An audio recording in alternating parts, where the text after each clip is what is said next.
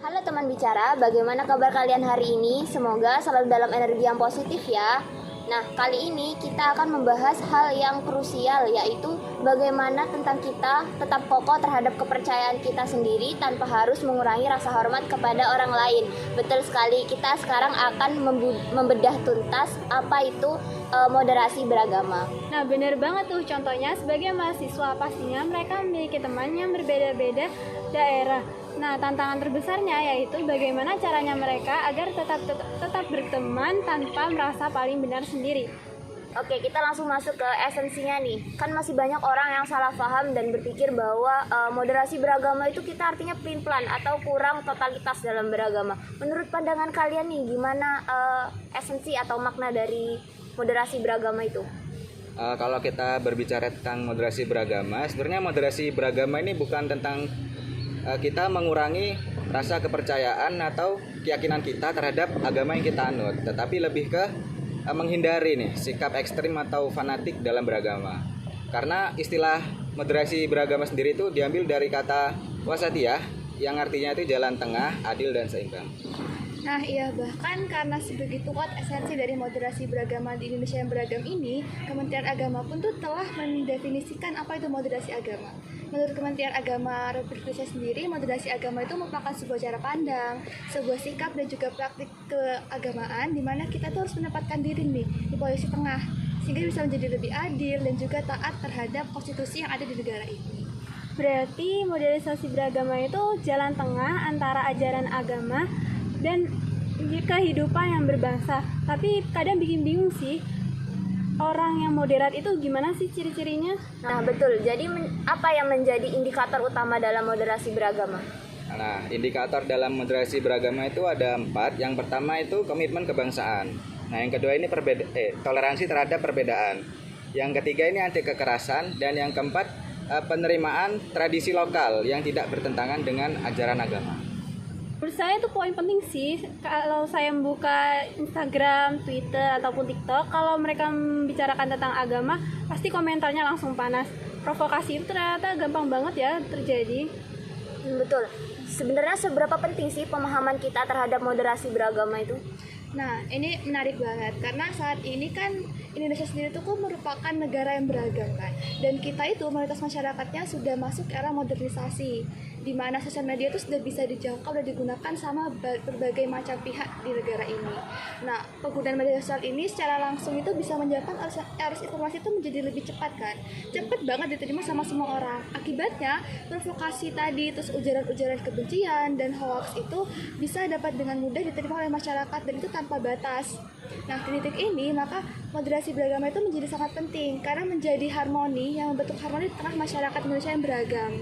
Nah, dan dengan itu juga moderasi ini pada akhirnya itu bisa menjadi benteng bagi masyarakat kita, benteng untuk mencegah dari radikalisme, dari intoleransi, kemudian dari hal-hal yang berbau politisasi agama, konflik horizontal dan juga konflik-konflik yang mengakibatkan disintegrasi bangsa. Jadi akhirnya moderasi beragama ini bisa menjadi jalan tengah untuk membentuk harmoni di masyarakat Indonesia sangat beragam ini. Itu sih. Berarti modernisasi agama itu menjadi solusi untuk konflik horizontal ya. Jadi seimbang dengan ajaran agama Islam.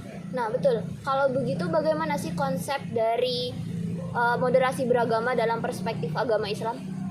Nanti ajaran Islam sendiri, ajaran Islam itu mengajarkan kita tentang keseimbangan dan kasih sayang. Sebagaimana Allah itu menyebut umat Islam sebagai umat wasaton atau umat yang berada di jalan tengah. Nah, Allah Subhanahu wa taala ini berfirman dalam Quran surat Al-Baqarah ayat 143 yang berbunyi A'udzubillahi minasyaitonirrajim. Bismillahirrahmanirrahim. Wa kadzalika ja'alnakum ummatan wasatan litakunu syuhada'a 'alan nas wa yakuna ar-rasulu 'alaikum syahida. Wa ma ja'alnal qiblata allati kunta 'alaiha illa lina'lama may yattabi'ur rasul wa yanqalibu 'ala 'aqibaihi. Wa in kanat lakabiratan illa 'alal ladina hadallah wa ma kana Allahu liyudhi'a imanakum innallaha bin-nasi laraufur rahim. Yang artinya, dan demikian pula kami telah menjadikan kamu umat Islam sebagai umat pertengahan, agar kamu menjadi saksi atas perbuatan manusia dan agar Rasul menjadi saksi atas perbuatan kamu. Kami tidak menjadikan kiblat yang dahulu kamu berkiblat kepadanya, melainkan agar kami mengetahui siapa yang mengikuti Rasul dan siapa yang berbalik ke belakang. Sungguh, pemindahan kiblat itu sangat berat, kecuali bagi orang yang telah diberi petunjuk oleh Allah. Dan Allah tidak akan menyia-nyiakan imanmu, sungguh Allah Maha Pengasih, Maha Penyayang kepada manusia. Oke, lalu menurut kalian tantangan apa yang biasa kita hadapi dalam moderasi beragama?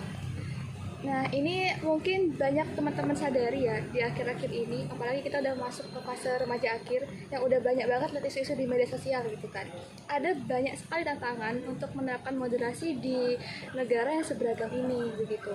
Salah satu contohnya adalah fanatisme beragama. Teman-teman banyak menemuin kan tentang orang-orang atau kelompok orang nih yang mereka tuh menganggap bahwasanya kebenaran yang mereka miliki itu merupakan kebenaran mutlak. Sehingga mereka kadang suka menyalahkan kebenaran yang diakui oleh kelompok lainnya. Itu satu. Kemudian yang kedua adalah teman-teman pasti sadar kalau kampanye pemilu belakangan ini selalu berbasiskan dengan agama. Nah, itu salah satu contoh negatifnya, yaitu politisasi agama di negara itu masih sangat kuat, sehingga mengakibatkan adanya polarisasi politik yang berbasiskan agama. Kemudian yang ketiga itu adalah karena sekarang eranya merupakan era digitalisasi, maka kita kan harus banyak-banyak literasi kan, baik itu literasi digital ataupun literasi agama. Dengan menguatkan literasi ini, maka moderasi itu bisa dapat dirawat dan juga diwujudkan di masyarakat Indonesia. Dan yang terakhir itu adalah Indonesia sendiri itu kekurangan visualisasi, atau kita tuh kekurangan keteladanan dari tokoh-tokoh yang mana seharusnya tokoh publik ini bisa untuk merawat dan juga melestarikan moderasi beragama di Indonesia ini. Itu sih. Oke, jadi moderasi beragama itu bukan hanya teori yang tertulis di buku-buku, namun tanggung jawab kita semua, saya, kamu, dan kita yang selalu hidup berdampingan setiap hari. Oleh karena itu, mari kita mulai dengan hal kecil seperti menghargai pendapat orang lain, menampilkan wajah ramah bukan marah. Karena pada dasarnya agama Islam ada untuk memanusiakan manusia tanpa menyingkirkan perbedaan. Baik, terima kasih sudah mendengarkan diskusi kita kali ini. Jaga toleransi, jaga kedamaian, dan sampai jumpa di diskusi selanjutnya.